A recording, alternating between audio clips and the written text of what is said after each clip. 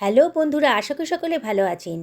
আজকে সজনে ফুলের একটা দারুণ স্বাদের রেসিপি নিয়ে এসে হাজির হয়েছি। সজনে ফুল তো আপনারা নানানভাবে রান্না করে খেয়েছেন। আজকে আমার মতন করে এইভাবে রান্না করে দেখুন। এক থালা গরম ভাত কিন্তু এটা দিয়ে খাওয়া হয়ে যাবে। আর সজনে ফুল কিন্তু আমাদের স্বাস্থ্যের পক্ষে ভীষণই উপকারী। তাই আমাদের প্রত্যেকেরই উচিত পরিবারের স্বাস্থ্যের কথা খেয়াল রেখে, নিজেদের স্বাস্থ্যের কথা খেয়াল রেখে বাড়িতে সপ্তাহে অন্তত 2 থেকে 3 দিন সজনে ফুল রান্না করা। আমি সজনে ফুলের মোটা মোটা ডাঁটার অংশগুলো ফেলে দিচ্ছি আর ভালো ফুলগুলোকে রেখে দিচ্ছি। এইভাবে আমি ফুলগুলোকে বেছে নিচ্ছি। দেখুন, খুব সুন্দর করে আমি বেছে নিয়েছি। 2 থেকে 3 বার জলটা চেঞ্জ করে করে খুব ভালো করে সজনে ফুলগুলোকে আমি ধুয়ে নিলাম। দেখুন, খুব পরিষ্কার হয়ে গেছে। এবার জল ঝরিয়ে আমি সরিয়ে রাখছি। একটা মশলা বানিয়ে নেব। আর এই মশলার জন্যই কিন্তু দারুণ টেস্ট বেড়ে যাবে এই সজনে ফুলের। আমি এখানে একটা মিক্সার গ্রাইন্ডারের ভেতর প্রায় 2 টেবিল চামচ মতো পোস্তদানা নিয়ে নিলাম। আর নিয়ে নিচ্ছি হাফ টেবিল চামচ মতো লবণ। পোস্তদানা অল্প তো একটু লবণ দিয়ে গ্রাইন্ড করবেন। আর যদি আপনারা শিলপাটাতে বেটে নেন তাহলে তো কিন্তু খুবই ভালো হবে। আমি আজকে মিক্সার গ্রাইন্ডারে করছি। দেখুন, লবণটা দেওয়ার ফলে কিন্তু খুব সুন্দর করে এটা গ্রাইন্ড হয়ে গেছে। এবার আমি এর ভেতরে দিয়ে দিচ্ছি 3খানা কাঁচা লঙ্কা। এবার দিয়ে দিচ্ছি 2 টেবিল চামচ মতো জল। আবারও এটাকে গ্রাইন্ড করে নিলাম। দেখুন, কত সুন্দর একটা স্মুথ পেস্ট তৈরি হয়ে গেল। এবার এটাকে আমি সরিয়ে রাখছি। আমি 2খানা মাঝারি সাইজের আলু নিয়ে নিয়েছি। আলুর গায়ের খোসাটা আমি কেটে বাদ দিয়ে দিচ্ছি। আজকে আমি আলু দিয়ে বানাবো। আপনারা যদি মনে করেন আলুটা দেবেন না, তাহলে না দিয়েও করতে পারেন। তবে আমার সজনে ফুলের পরিমাণটা তো বেশ কম আছে, এই 100 গ্রাম মতো আছে। সেই জন্যে আমি একটু আলু দিচ্ছি। আলু খোসাগুলো কেটে নিয়েছি। এবার আলুগুলোকেও আমি প্রথমে গোল গোল করে কেটে নিচ্ছি, পাতলা পাতলা করে। আলু ছাড়া করলে পরেও কিন্তু খেতে ভালো লাগে, আবার আলু দিয়ে করলেও খেতে ভালো লাগে। দেখুন, আমি লম্বা লম্বা খুব পাতলা পাতলা করে আলুগুলোকে কেটে নিচ্ছি, তাহলে তাড়াতাড়ি রান্নাটা হয়ে যাবে। দেখুন, এবার আমি সরিয়ে রাখছি।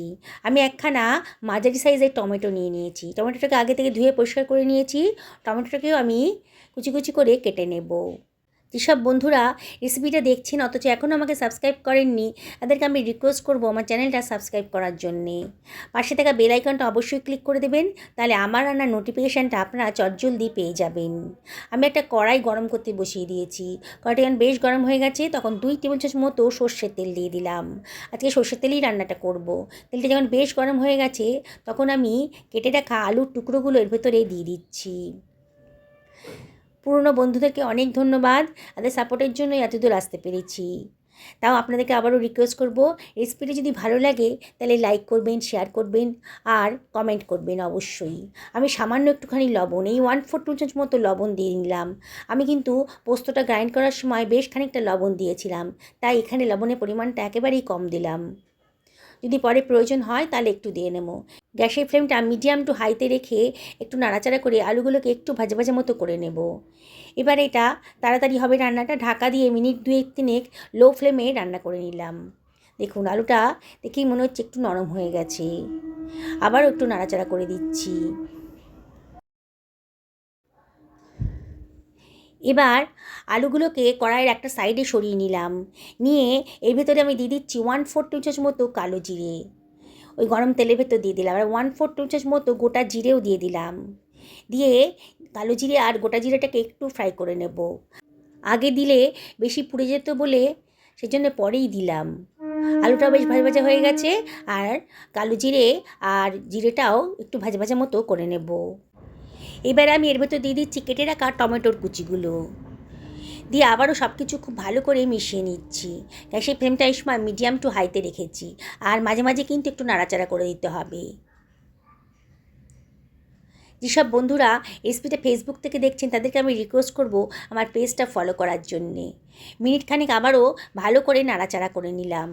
এইবারে আমি দিয়ে দিচ্ছি ধুয়ে রাখা সজনে ফুলটা। দিয়ে আবারও সব কিছু খুব ভালো করে মিশিয়ে নেব। সজনে ফুলের নানান রেসিপি তো আপনারা খেয়েছেন। একদিন আমার মতন করে এইভাবে পোস্ত দিয়ে বানিয়ে খান, দেখবেন এতটা স্বাদিষ্ট হবে না। সজনে ফুল আনলেই মনে হবে যে এইভাবে বানিয়ে খাই। এক থালা গরম ভাত কিন্তু এটা দিয়ে খাওয়া হয়ে যাবে। আর এটা সম্পূর্ণ নিরামিষ করে বানিয়েছি আজকে, অসম্ভব টেস্টি।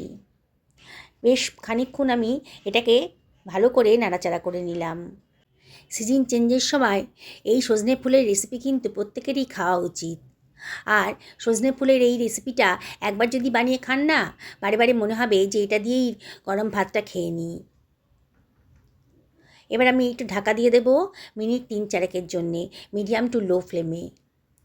দেখুন 3 মিনিট বাদে আমি ঢাকাটা তুলে দিয়েছি, দিয়ে আবারও সব কিছু ভালো করে নাড়াচাড়া করে নিচ্ছি। আমি কিন্তু জল দিইনি। টমেটো থেকে আর সজনে ফুল থেকে যে জলটা বেরিয়েছিল তাতেই কিন্তু আমার আলুটা সেদ্ধ হয়ে গেছে, সজনে ফুলটাও ভাজা ভাজা মতো হয়ে গেছে। এবারে আমি এর ভেতরে দিয়ে দেবো বেটে রাখা পোস্তটা।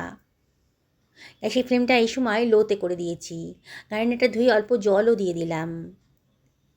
আর দিয়ে দিচ্ছি কতগুলো কাঁচা লঙ্কা চিড়ে দিয়ে দিলাম। যদি কেউ ঝাল খেতে পছন্দ করেন তাহলে কাঁচা লঙ্কাটা দিয়ে খেতে পারবেন। আবারও সব কিছু খুব ভালো করে মিশিয়ে নিচ্ছি। রেসিপিটা এতটাই টেস্টি না বন্ধুরা, বাড়ির বড় থেকে ছোট সবাই কিন্তু খুব মজা করে খাবে। দেখবেন কারোর আপত্তি হবে না, তখন এটা দিয়ে গরম ভাত আপনি সার্ভ করবেন। দেখুন সব কিছু খুব ভালো করে মিশিয়ে নিলাম। আর এর ভেতরে দিয়ে দিচ্ছি বেশ খানিকটা ধনেপাতা কুচি, দারুণ সুন্দর একটা টেস্ট আসবে। এর ভেতরে দিয়ে দেবো 1/4 চামচ মতো হিং, খুব সুন্দর একটা গন্ধও বেরোবে, খেতে দারুণ সুন্দর একটা স্বাদ আসবে। এবারে সব কিছু আমি ভালো করে মিশিয়ে নিচ্ছি। দেখছেন তো বন্ধুরা কতটা লোভনীয় রেসিপি আজকে তৈরি হয়ে গেল, তাও আর মাত্র 10 মিনিটের মধ্যে। দেখুন খুব ভালো করে নাড়াচাড়া করা হয়ে গেছে।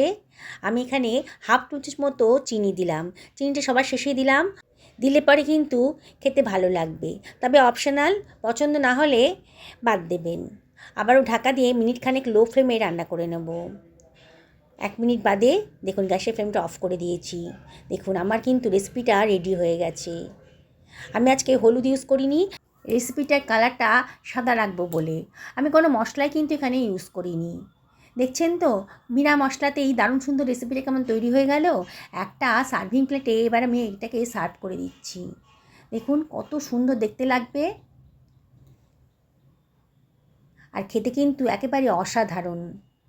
দেখুন বন্ধুরা কত অল্প সময়ে অল্প খরচে দারুণ হেলদি আর টেস্টি রেসিপিটা তৈরি হয়ে গেল। কি দেখেই বানাতে ইচ্ছে করছে তো? তাহলে আর দেরি করবেন না, এখন কিন্তু বাজারে প্রচুর সজনে ফুল উঠেছে। আপনারা অবশ্যই বাড়িতে সজনে ফুলটা নিয়ে এসে বানিয়ে ফেলুন। আমি কিন্তু গরম ভাতের সাথে খেতে বসে গেছি। আমি আপনাদেরকে আবারও রিকোয়েস্ট করব, পরিবারের সকলকে বানিয়ে খাওয়ান, নিজেও খান, হেলদি খান, সুস্থ থাকুন, ভালো থাকুন, এই কামনা করি আজকের ভিডিওটা এখানে শেষ করলাম। নমস্কার নেবেন।